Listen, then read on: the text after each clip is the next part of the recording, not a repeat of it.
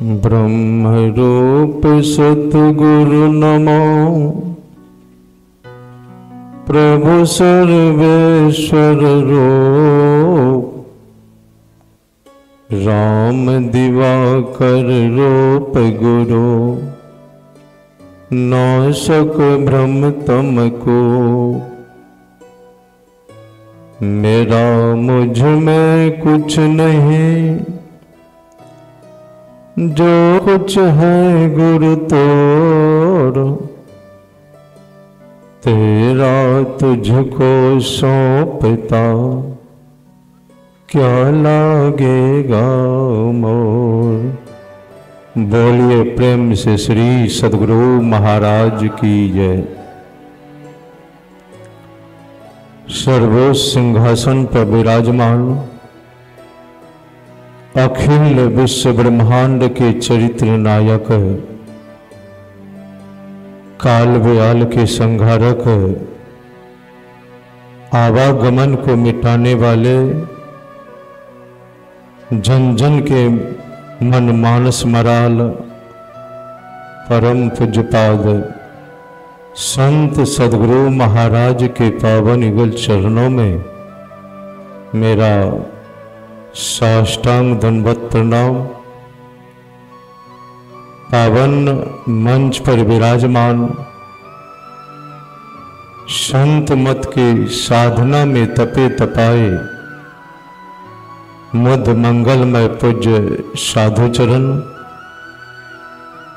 इस सत्संग हाल में उपस्थित परम सम्मान्य सत्संग प्रेमियों, आदरणीय माताओं एवं स्नेहमयी बहनों के चरण कमलों में मेरा कोटि सा नमन।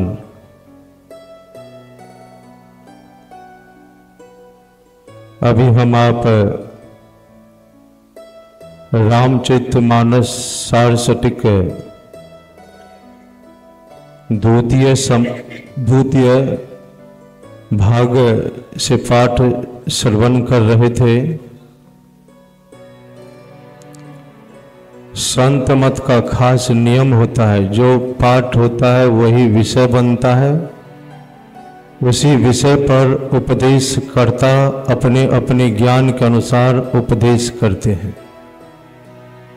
अभी का विषय है कर्म का फल। गो निषाद और लक्ष्मण को के संवाद को हम आप श्रवण कर रहे थे। भगवान पत्ती के बिछौने पर सोए हुए हैं, गो निषाद और लक्ष्मण पहरा दे रहे हैं। गो निषाद ने लक्ष्मण से कहा कि केक दे दी, तो लक्ष्मण ने कहा कोई किसी को सुख दुख देने वाला नहीं है, सब अपने कर्मों का फल भोगते हैं। इस संसार के लोग माता कैकेयी पर दोषा आरोपण लगाते हैं। जब आप आध्यात्म रहा कि माता कैकेयी ने जो त्याग की है, आज तक वो त्याग कोई मां नहीं कर पाई, कोई नारी कोई स्त्री नहीं कर पाई है जो त्याग माता कैकेयी ने की है। भगवान जब छोटे थे, प्रथम बार भगवान ने मां शब्द का उच्चारण किया।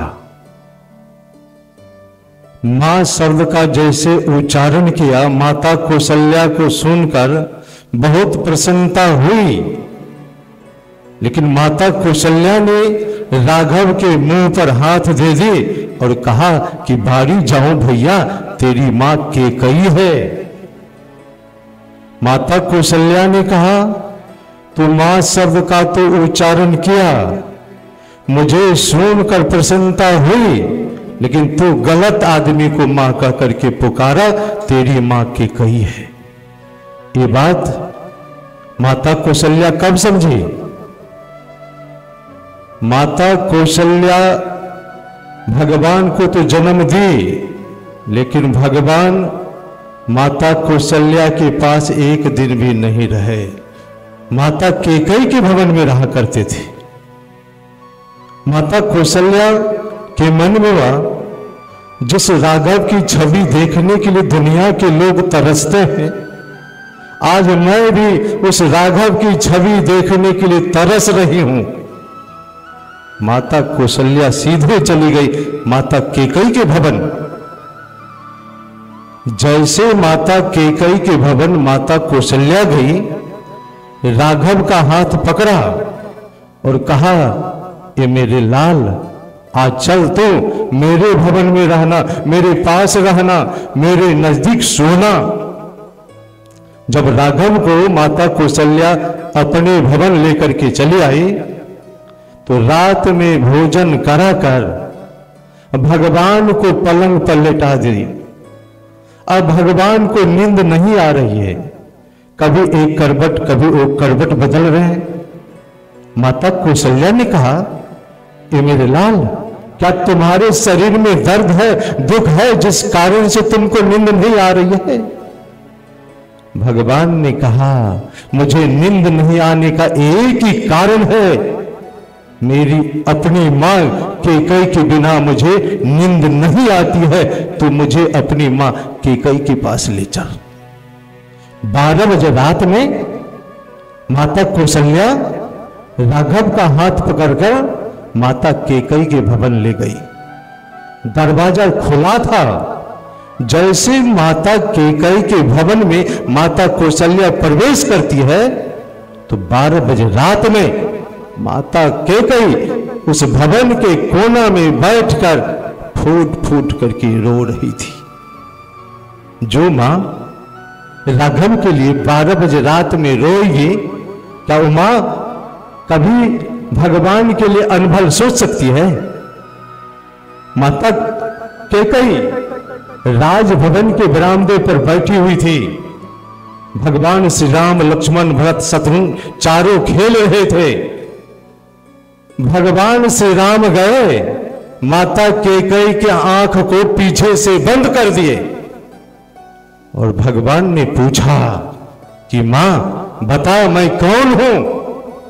जो माता कैकेयी भगवान के शरीर से खुशबू निकलती थी, खुशबू से परख लेती थी ये राम है, आज भगवान आंख बंद किए हैं और भगवान पूछ रहे हैं कि मां बता, मैं कौन हूं? माता कैकेयी ने खेल खेल में कहा, नहीं मां, तू सही सही बता, मैं कौन हूं? माता कैकेयी ने फिर कहा, तू मेरा लाल भरत हो। भगवान माता कैकेयी के गोद में कूद कर बैठ गए और भगवान ने माता कैकेयी से कहा कि मां, आज तुम्हारी हार हो गई है, मैं जीत गया हूं और आज जो मैं मांगूंगा तुमको देना पड़ेगा। माता कैकेयी ने कहा, तू मेरा प्राण भी मांग करके देख, मैं प्राण देने के लिए तैयार हूं, तुम मांग करके तो देख, क्या मांगना चाहते हो? भगवान ने कहा कि मां, प्राण जाने में एक बार कष्ट होता है, मैं वो चीज मांगने के लिए जा रहा हूं तो प्रत्येक दिन घूट घूट करके मरोगी। भगवान ने माता कैकेयी से कहा कि पहले तू बता कि तुम मुझसे प्रेम कितना करती हो। माता कैकेयी ने कहा, मैं अपने प्राणों से भी अधिक प्रेम करती हूं तुमसे, तुम मांग क्या मांगना चाहते हो? भगवान ने कहा, मैं वो चीज मांगने के लिए जा रहा हूं, अगर तुम मुझे दे दोगे तो तुम्हारी मांग का सिंदूर मिट जाएगा।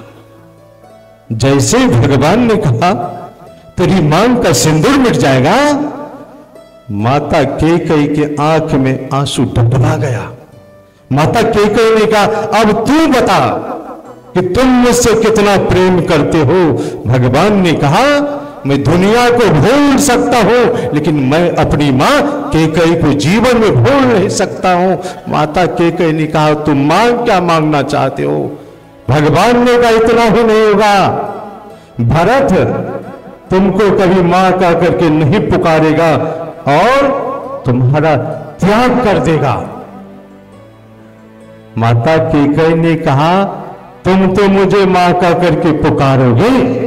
भगवान ने कहा, अवश्य, माता कैकेयी ने कहा, जब जगत के पिता, जगत के मालिक मुझे मां कह करके पुकारेगा, भरत पुकारे या नहीं पुकारे उससे मुझे कोई मतलब नहीं है। तो मांग क्या मांगना चाहता है? भगवान ने कहा, इतना ही नहीं होगा, दुनिया की कोई भी मां अपनी बेटी का नाम कैकेयी नहीं रखेगी। कहा, मैं वो भी सहने के लिए तैयार हूं। तो मां क्या मांगना चाहते हो? जब सब बात में माता कैकेयी ने हां में हां मिला दी, तो भगवान ने कहा, पिता के पास 2 वरदान है। एक वरदान में मेरे लिए 14 वर्ष का वनवास और भरत के लिए 14 वर्ष के लिए राज। क्या भगवान का दोष है? माता कैकेयी का दोष है? भगवान ने अपने से अपने लिए 14 वर्ष के वनवास मांगे हैं। आप अध्यात्म रामायण पढ़ेंगे तब पता चलेगा। एक कर्म का फल बहुत गंभीर है। सूरदास जी महाराज ने कहा, उधो कर्मन की गति न्यारी। एक कर्म की गति जो है बहुत न्यारी है। जिस अंग से हम आपसे पाप होगा उसी अंग में दुख होगा, उसी अंग में कष्ट होगा। एक राहगीर जा रहा था, रास्ते में आम का बगीचा था, आम पक चुका था। आम को देखा आंख, आम को कौन देखा? आंख। आंख तो आम के पास नहीं जा सकती है ना। देखा आंख, गया पैर। अब पैर तो आम को तोड़ नहीं सकता है, तोड़ा कौन? तोड़ा हाथ। हाथ को तो अब खट्टा मीठा का पता नहीं चलेगा, चखा कौन? रसना। और रसना तो रख नहीं सकता, रखा कौन? रखा पेट। ध्यान से सुनिए, एक कर्म का फल बहुत गंभीर, गूढ़ है, महीन है। देखा आंख, गया पैर, तोड़ा हाथ, चखा रसना, रखा पेट। राम का जो चौकीदार था, पहरा देने वाला, वो देख लिया, आकर के उस आदमी के पीठ पर 2-4 डंडा लगा दिया। अब पीठ की क्या गलती? देखा आंख, गया पैर, तोड़ा हाथ, चखा रसना, रखा पेट। पीठ की क्या गलती जो उसको डंडा लग गया? एक महात्मा जा रहे थे, महात्मा से वो राहगीर ने पूछा कि महाराज, देखा आंख, गया पैर, तोड़ा हाथ, चखा रसना, रखा पेट, पीठ की क्या गलती हुई जो पीठ पर डंडा लग गया?